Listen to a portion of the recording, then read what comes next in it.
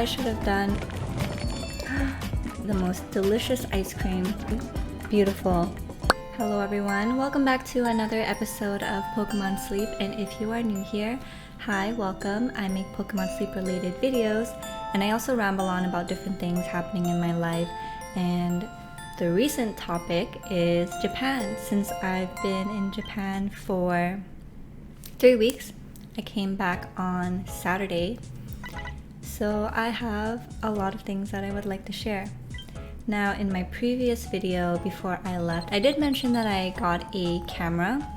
However, my PC tower does not have a micro SD slot and it only has USB slots, but the adapters that I have are USB-C, so I can't plug them in. So technology, am I right? So it's gonna take a while until I retrieve that footage, but I still have a lot of things that I could share with you guys. So very excited to get into that later on in this video. But first things first, let's see who visited.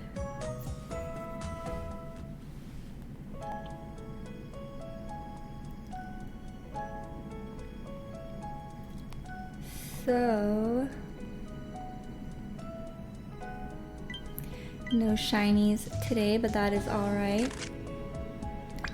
2 Sudowoodos, 2 Squirtles, and a Spheal.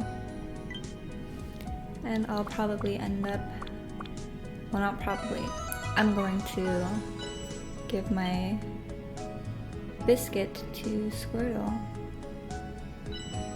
who is hungry. So maybe, actually, I'll give my bonus biscuit to Spheal instead.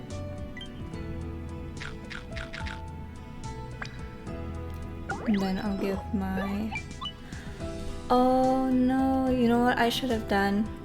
I should have given my Poke Biscuit to the Squirtle and then the bonus biscuit to the other Squirtle. Oh well. But we caught it, which is good.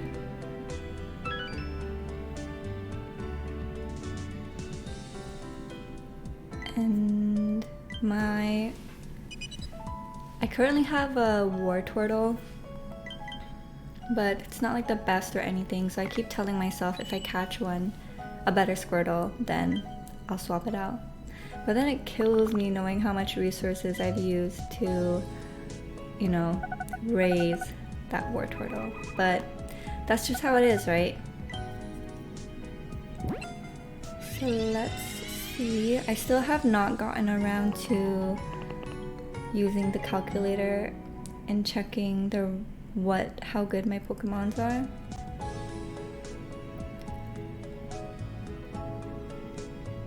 This seems not too bad though. But we never really know, right? I wonder if my mic is close enough. I'll just adjust it like that. But my friends have worked very hard while I was asleep. Well, actually they were sleeping too, so.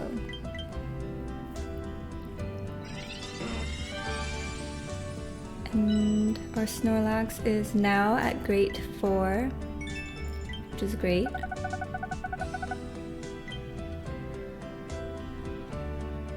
And let's see, so Vaporeon, pop their skill.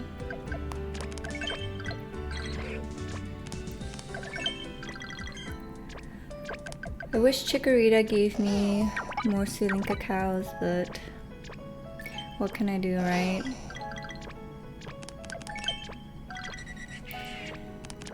And one more.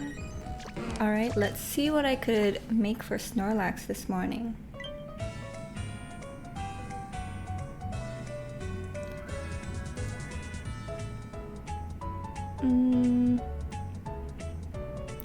Let's make the sweet scent chocolate cake. I'm surprised I don't have enough olive oil, but whatever. And this might be disgusting, but I'm gonna shove in some large leeks since they do give a lot of points. a whopping $185 per.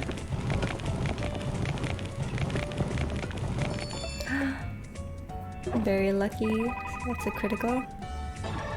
So I think that might be my third one this week. Maybe my second. For sure my second at least.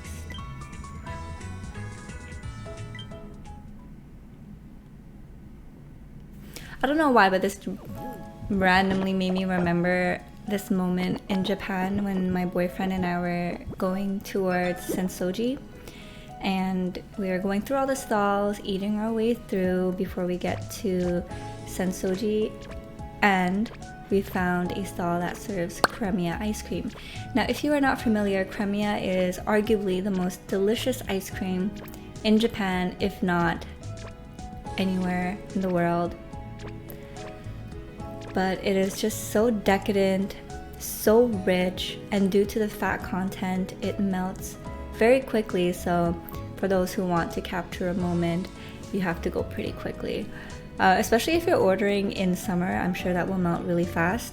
Luckily for us, we went in, well, the bulk of our stay was in October, which a lot of the locals told us was the best time to go to Japan because the weather is so comfortable, so beautiful. Luckily for us, we didn't experience much rain.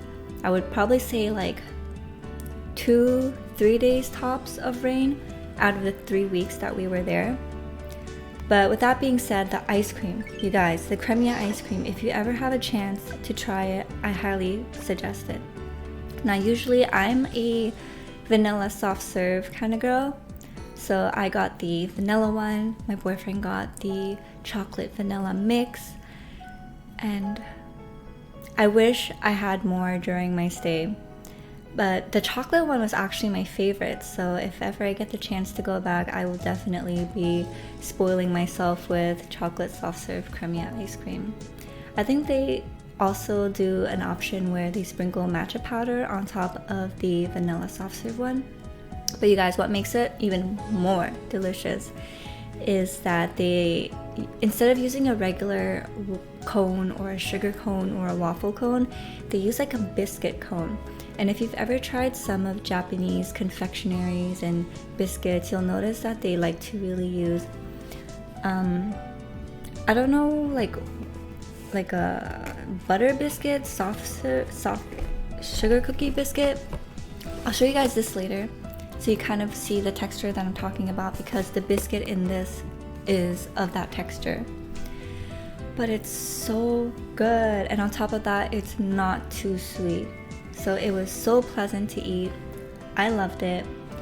I'll show some footage scattered during my whole spiel of it so you can see what it's like, but it's so good.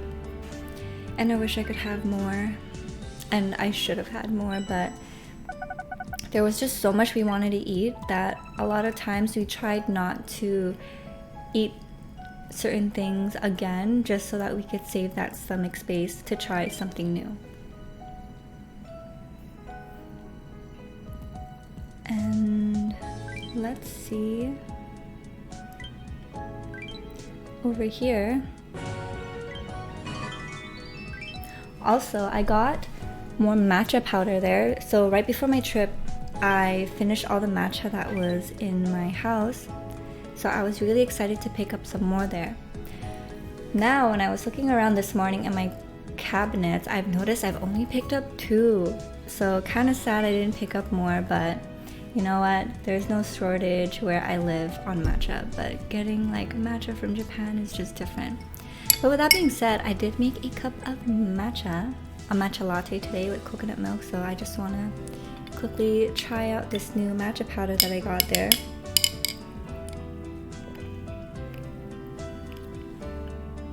That is delicious. It goes so well and so beautifully with the coconut milk. So I love that. Also, my favorite place to get matcha lattes when I was there is called the Matcha Tokyo, and they also serve it with different types of milk, but my favorite was the coconut milk, just because I feel that matcha and fruits pair so well. So the fruity sweetness of coconut milk and the creaminess of it is just so delicious. Now, let's go through the research tab and see what everyone got. Denzel, Francis, we grew closer, which is nice. So I got 2 ingredient tickets from that. Now, what I really wanted to show you guys was, actually, before I mention this, yesterday I had a technical issue. I've noticed that every time my computer updates itself, it messes with my Streamlabs setting, and Streamlabs is what I use to record my videos because I'm just so used to the interface. Now, with that being said, after the update, I didn't realize it switched the settings on my mic, so my recording yesterday actually didn't pick up any audio from this mic, which is so unfortunate, but we can redo it. Sorry, I'm just staring at something that I see hovering in the sky, and it does not look like an airplane, but I'm probably just getting distracted. So, one thing that I loved during my stay in Japan was that any coffee shop or matcha place that we went into had beautiful teaware, beautiful earthenware, beautiful pottery. And I told myself that if I was lucky enough to find something that I truly loved, then I would want to pick it up and bring it home, even if that meant having to lug it around on carry-on with me the entire flight and like hug it and make sure that it doesn't crack. So that's what I did, and I'm very excited to show you guys what I got because it's been a dream of mine since high school when I was watching Black Butler, which taught me a lot about teas. But it was around that time where I was so fascinated in the whole teacup culture, especially when it comes to the Royal Alberts, but I've never gotten the chance to purchase one or see them in person. So to my surprise, when we were walking through Kyoto, headed towards the castle, my boyfriend and I saw a small little antique shop that was selling a lot of beautiful things. I could have probably spent like 2 hours in there just looking through all the stuff, scanning for amazing finds. But you guys, let me show you what I got. This is her. Isn't it so beautiful? Like, look at the colors, look at the design, look at the shape, look at the handle. Like, truly beautiful. What artwork, what craftsmanship. And I wish you could see how translucent it is in person, but the camera does not pick up that quality, unfortunately. But it is very light and delicate. So it says here it is a Royal Albert bone china England heirloom. And the reason I bring that up is because I had no idea what bone china meant. And if I wanted to make sure that these last the years, especially if I want to pass this on in the future, I want to make sure that I maintain it well so that it doesn't chip or scratch or break. So basically with bone china, it's the most delicate, and they mix in bone ash with the material that they use to make these cups, which is what gives it that delicate light feel and that translucency to the white compared to porcelain, which is thicker and heavier and probably more durable. So they say you want to bring out your bone china at very special occasions and your porcelain for regular everyday occurrences. Now, I don't want to baby these too much because I do want to get my use out of them and just enjoy them, because look how darling they are, right? I mean, imagine drinking your teas and coffee off this. So I'm so happy we found these, and we found these for an amazing price. Also, they gave us a deal. They were originally $40 for each set, so we got 2 sets. So the total would have been $80. But because we bought 2, they reduced the price and we got a discount. So instead of paying $80 for these 2, we paid $60. so we saved $10 per set. And if I had more room or a more safe way to bring this back to Canada, trust me, I would have probably bought all of them. But I'm very happy with 2 for now. So here it is. I'm so happy every time I look at it. The color, the design is just everything that I want in a teacup. Not to mention the little tea saucer it comes with is also so beautiful, and it's picking up more black on camera, so not the best depiction of what the color truly looks like in person, but it's like a royal navy blue, and you could see the brush strokes of the blue being painted on there. Just so beautiful. Also, because of the detailing here, the gold painted along the rim, you notice over here it's kind of like faded off, which doesn't bother me. Kind of, you know, brings some extra charm knowing that someone used to really drink and loved this cup. So that's antique shopping for you. That's what I picked up. Now, another thing that happened was, if you're familiar with Muji, they are like a very minimalist, they sell like a lot of different things: snack, teas, food. There was like a dining section there, clothing, furniture, house goods. Also, that's the first golden Geodude I've seen, so it's pretty cool. Well, shiny Geodude, I mean. But I love Muji. I know they have one in New York that I've been to a couple years back, and during my time when Tumblr was big, Muji pens were like the thing if you were a stationery person. So that was my introduction to Muji, and we went to the Muji flagship store in Ginza, and fortunately on that day, the very top floor, they were holding this little gallery event where they were showcasing works of other artists who do pottery and earthenware. So I took a look around and I laid my eyes upon the most beautiful teapot that was screaming my name. You guys, the color, the curves, just the entire look of it was exactly what I loved. And I'm excited to show that this is her. I mean, look at it. So sleek, so minimal. I love the shape. Look at the top. Like, doesn't it remind you of like an apple or a pear with a little dip in there? So delicate, as if a water droplet fell on top and created a ripple. And it opens like that. And it was the last one there, so the funny thing is, although I loved it at first sight, I kept contemplating whether or not I should get it. And my boyfriend was like, if you really love it, I support it, you should get it. And then I told myself, you know what, if I really love it, and I'm never gonna get the chance to probably purchase this again, why not? So I took the plunge and I did it, and I'm so happy I did, and I'm very glad that it came back with me in one piece. But I love it so much, and I can't wait to use it.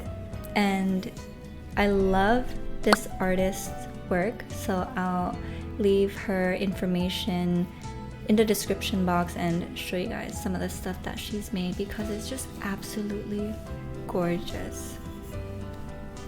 So, oops, those were my finds that I got there, and I'm so happy. Now let's continue on with what everyone found today. So that was pretty much what I found in terms of like teaware, cups and stuff that I wanted to bring back. Now, you can't have tea without snacks. So we bought a lot of snacks to bring back, and I'm very happy because now if we have people over or we're entertaining, we have a variety for people to choose from. For people to choose from. Also, very happy with the selection of teas that we were able to gather there as well. So we have a lot of tea to go through.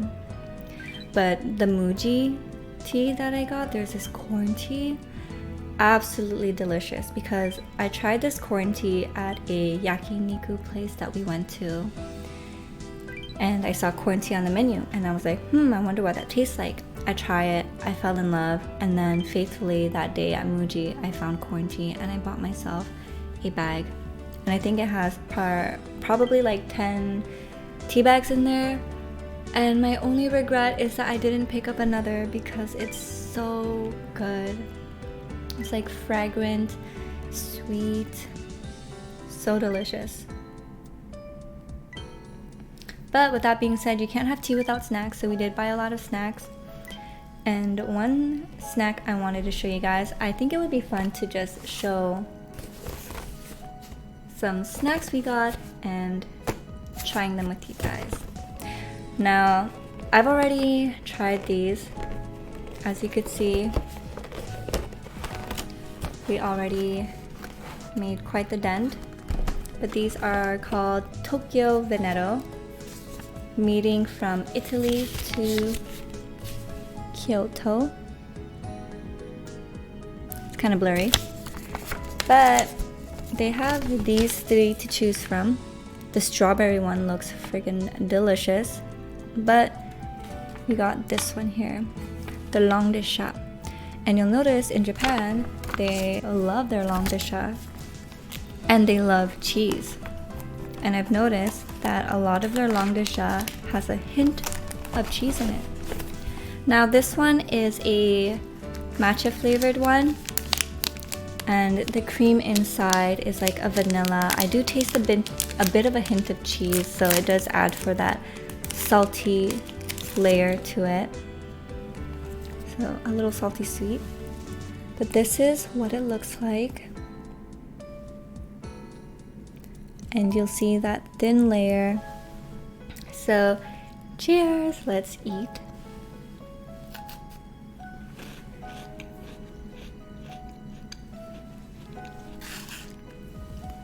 This is really good. And this would go beautifully with tea or with a matcha latte. But I'll finish that later. So that has been really delicious to munch on. Another thing that we picked up was a good amount of Roy's chocolate. So Roy's chocolate is probably the best chocolate we've ever tried in Japan and just overall. It's hard to describe the texture. I wouldn't say it's a fudge, probably a hybrid between a fudge and, actually I don't know, a very gooey brownie, but not really a brownie. But it just melts in your mouth. You have to keep it refrigerated. And the unfortunate part is it has a very, it doesn't have a long shelf life, so you have to eat it pretty quickly. Like Tokyo Banana, which is another popular souvenir item that people get when they travel to Japan or when people outside of Tokyo go to Japan. I've noticed that the culture of souvenirs is so huge because everywhere you go, there'll be like stores where they sell souvenir snacks, and they're usually packaged beautifully like this, and you would bring them back to coworkers, friends, or families just as a memory of your trip. So I find that so beautiful. And you know what, after taking a look at all this, it looks like all of us were not really lucky in the shiny department. But that is alright. There will be those days. But yeah, what was I saying? I kind of forgot. Cookies. Oh yeah, the culture of gifting. Oh, Roy's chocolate. Yes, Roy's chocolate. So delicious, you guys. We first tried it when we were in the Philippines, and there was a mall that we were at, and they had a Roy's chocolate counter, and I really had to convince my boyfriend to let me purchase some because we were on a bit of a time crunch, and I was like, trust me, these are really, really good. We have to get it while we're here. So we got them, and then once we got back to Canada, he tried it, and he was hooked. And ever since then, whenever I tell him, like, trust me, this is really good, we have to try it, like, he he listens because he knows that with the Roy's chocolate it happened. So yeah, now it's like a fun memory to think about. But we got a lot of Roy's chocolates to give to family, so that was nice, and we kept several boxes for ourselves. We got the milk chocolate version and the matcha, but they have like a lot of flavors. We also got this potato chip covered chocolate, so it's like one side is covered in chocolate, the rest is bare, but it's like a ruffle, crunchy, salty chip with a thin layer of chocolate, and it's so nice because I've had it last time in the Philippines as well. So very happy that we got that. So maybe tomorrow I'll show you guys that one. So we're gonna have a small snack journey as well as just hearing my adventures in Japan. So that is enough about snacks and stuff. I hope you guys enjoyed this ramble, and I hope you guys enjoyed the video. Let me know what your favorite part of the video was. Oh, actually, one final thing. Look how cute my pajamas are. So you're probably familiar with the brand Uniqlo. They actually have a sister company that is a little more inexpensive called Goo. Aesthetic is pretty much the same though. But I found these PJs at Goo, so I got myself one, and I got matching strawberry ones for my mom, myself, and my little sister. So we're gonna look so cute in our pajamas, and I got like more pajamas in Japan.